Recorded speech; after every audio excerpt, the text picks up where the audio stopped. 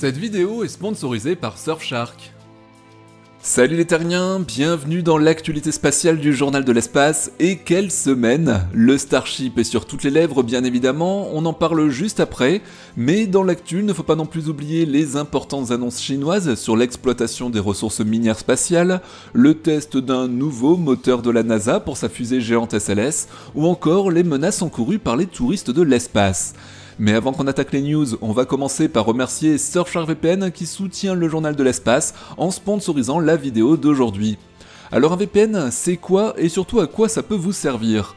Eh bien imaginez que vous deviez prendre un abonnement, par exemple à YouTube Premium, en passant par Surfshark VPN qui est un outil servant à modifier votre adresse IP, en faisant croire que vous vous connectez depuis un autre pays que celui dans lequel vous vous trouvez réellement, ça peut vous permettre de payer moins cher cet abonnement, puisque oui, en fonction du pays depuis lequel vous passez commande, les prix peuvent être plus intéressants, et ça marche aussi pour plein d'autres choses, comme par exemple lorsque vous réservez vos vacances, un hôtel ou un billet d'avion, et ça peut valoir sacrément le coup. Un autre intérêt, c'est si vous êtes accro aux séries, Surfshark VPN vous permet d'accéder à tous les contenus internet disponibles dans n'importe quel pays dans le monde, sans être bloqué par votre localisation. Ici, par exemple, sur les plateformes de streaming, comme Amazon Prime ou Netflix, eh bien vous pouvez regarder tous les films et les séries qui sont disponibles, par exemple ici au Canada, et pas chez vous, d'un simple clic, et vous aurez de quoi faire. Avec le code ESPACE, vous pouvez bénéficier d'une offre exclusive Surfshark avec jusqu'à 3 mois supplémentaires gratuits. Le lien pour en profiter est dans la description de la vidéo. Et encore une fois, un grand merci à Surfshark de soutenir le Journal de l'Espace. Allez les terriens, maintenant on passe à l'actu, je vous souhaite une très bonne vidéo.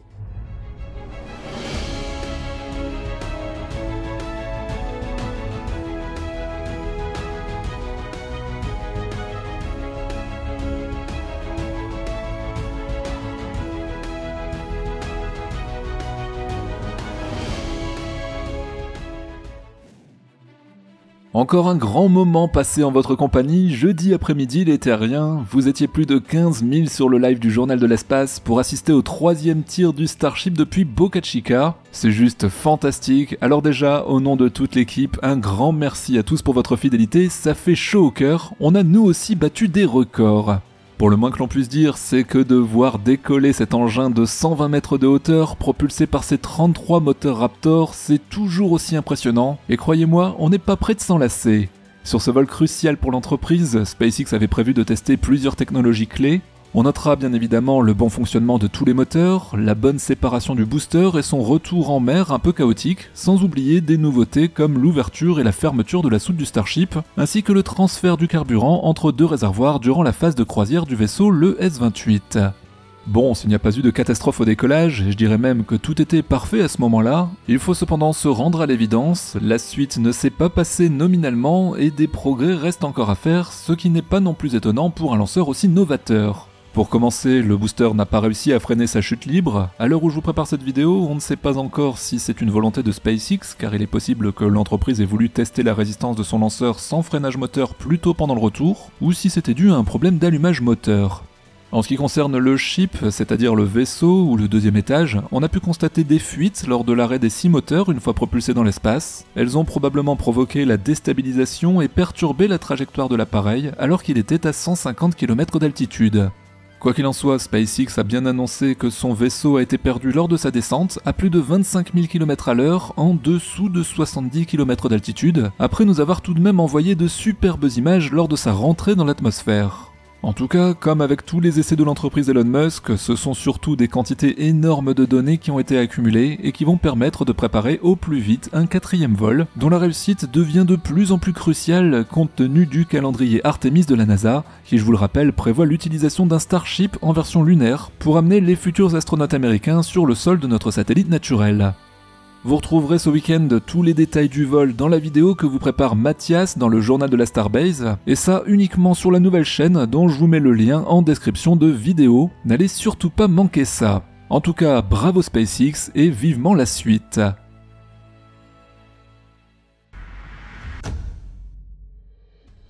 La Chine n'a jamais caché ses ambitions de mettre la main sur de nombreuses ressources spatiales qui pourraient être essentielles dans les prochaines décennies, et notamment celle de notre satellite naturel, la Lune.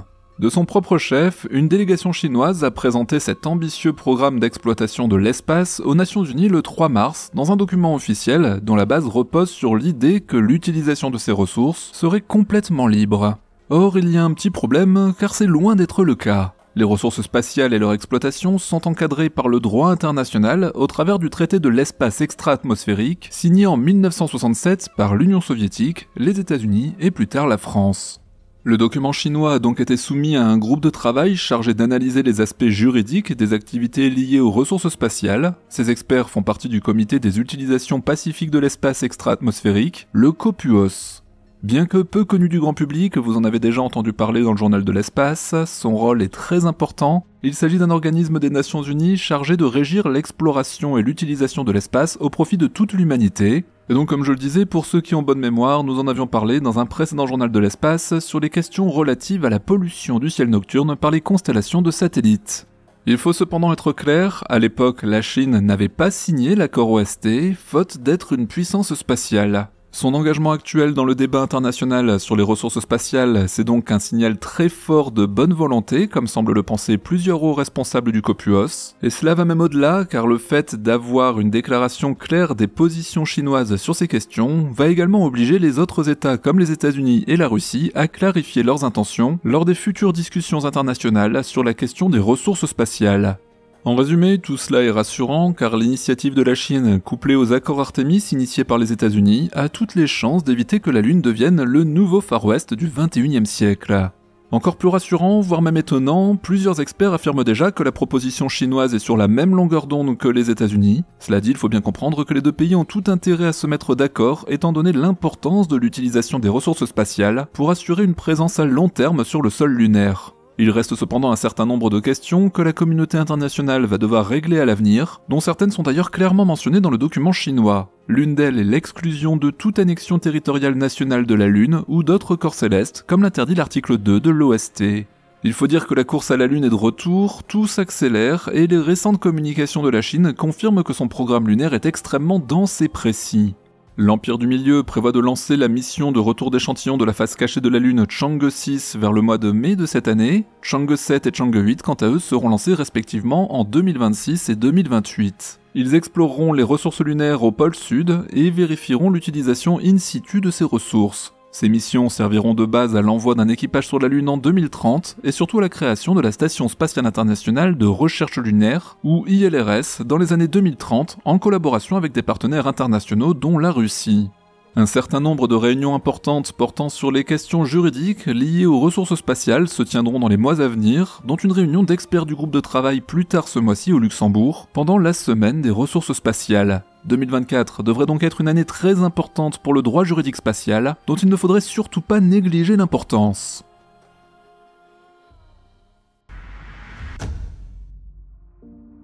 Bon, depuis plusieurs années, on entend beaucoup parler du développement du tourisme spatial et nombreuses sont les entreprises qui nous promettent, dans un avenir plus ou moins proche, de pouvoir passer quelques jours, voire plusieurs semaines dans l'espace. Mais ce n'est pas si simple que ça en a l'air, le milieu spatial reste hostile et pas sans conséquences sur notre santé.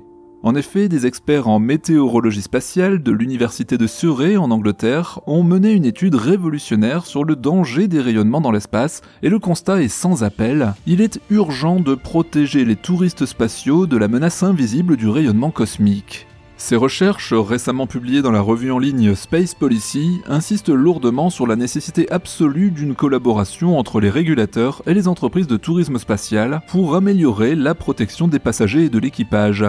Pour mieux comprendre ce danger, revenons tout d'abord aux fondamentaux. Les défenses naturelles de la Terre, notamment son atmosphère et son champ magnétique, protègent les personnes au sol du flux incessant de particules chargées électriquement émanant du Soleil et des autres astres environnants. Cependant, cette barrière de protection s'affaiblit avec l'altitude, ce qui présente un risque considérablement accru pour ceux qui embarquent sur des vols touristiques spatiaux. La météorologie spatiale, caractérisée par son imprévisibilité, peut considérablement augmenter l'exposition au rayonnement, entraînant de graves risques pour la santé, tels que des dommages affectant l'ADN et un risque élevé de cancer. Malgré ces dangers connus depuis longtemps, l'étude souligne une lacune flagrante dans les pratiques actuelles du tourisme spatial, c'est-à-dire un manque d'informations et d'avertissements suffisants fournis aux touristes spatiaux concernant l'exposition au rayonnement cosmique.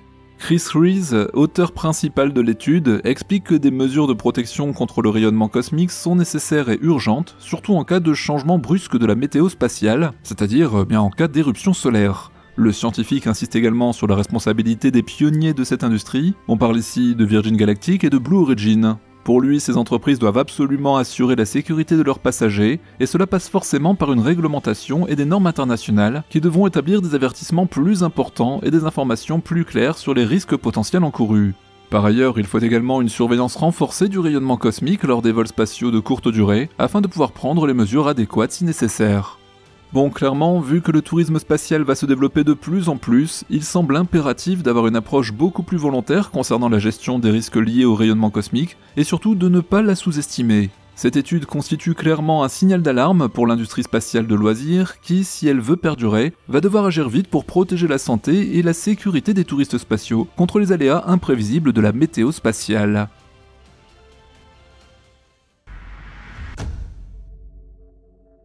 La NASA a achevé la semaine dernière un essai de mise à feu complet d'un moteur RS-25, un de ces fameux moteurs utilisés sur la fusée géante SLS. Il s'agit de s'assurer de leur bon fonctionnement, quitte à aller plus loin que ce qui leur sera demandé lors du vol. Ces anciens moteurs de la navette spatiale ont été modernisés, améliorés et poussés dans leur retranchement, mais revers de la médaille, ils ne sont plus réutilisables et équiperont le SLS à partir d'Artemis 5 et au-delà.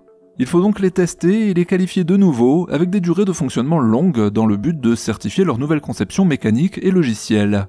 Cet essai est le 9e des 12 programmés et la NASA a choisi de faire fonctionner son moteur 15 minutes, soit bien plus longtemps que ce qui sera nécessaire pour lancer la fusée SLS. Le moteur a également été allumé à des niveaux de puissance compris entre 80% et 113% afin de tester ses limites. Je vous rappelle que pour lancer la fusée SLS, il faut 4 moteurs RS-25 aidés par 2 gigantesques propulseurs à poudre. Sans hésiter, on peut qualifier ces fameux moteurs de légendaires, ils ont été conçus dans les années 60 et ont été utilisés pour la première fois en avril 1981 lors du premier vol de la navette spatiale américaine Columbia en faisant preuve d'une redoutable fiabilité. C'est une des raisons pour laquelle la NASA peut compter sur une très bonne base pour effectuer la première partie du voyage qui conduira ses astronautes vers la Lune.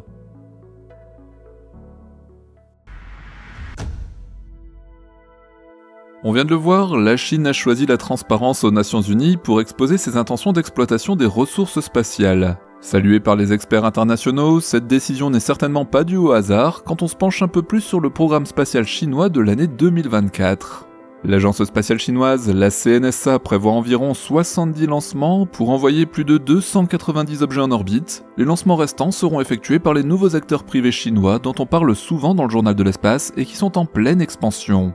Les missions majeures comprennent 2 missions avec équipage et 2 missions cargo vers la station spatiale Tiangong. Le premier semestre verra surtout le lancement du satellite relais lunaire Queqiao 2 et de Chang'e 6, la toute première mission de retour d'échantillons sur la face cachée de la Lune.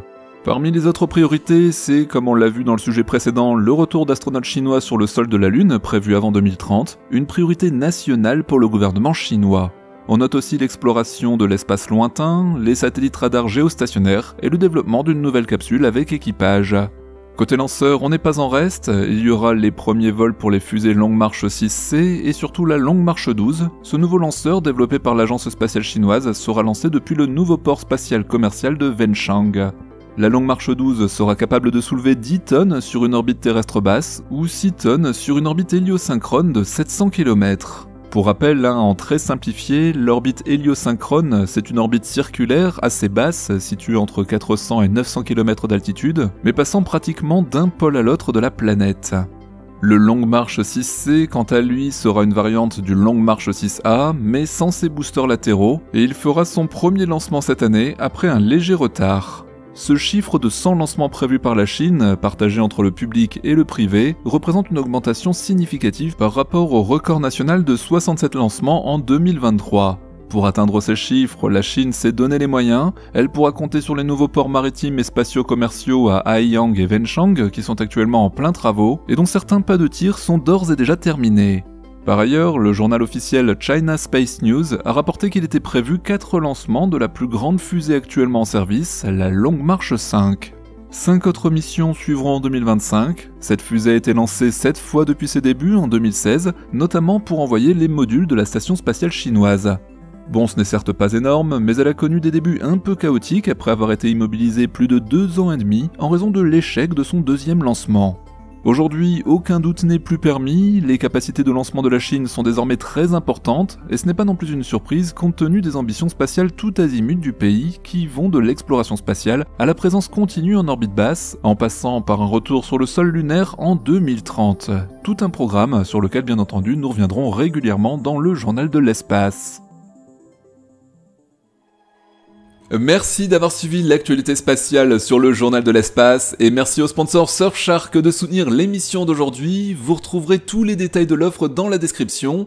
N'hésitez pas à donner votre avis sur la vidéo en commentaire, toutes les propositions pour améliorer l'émission sont les bienvenues. N'oubliez pas comme d'hab le pouce de YouTube et je vous dis à ce week-end avec le journal de la Starbase. Salut les terriens!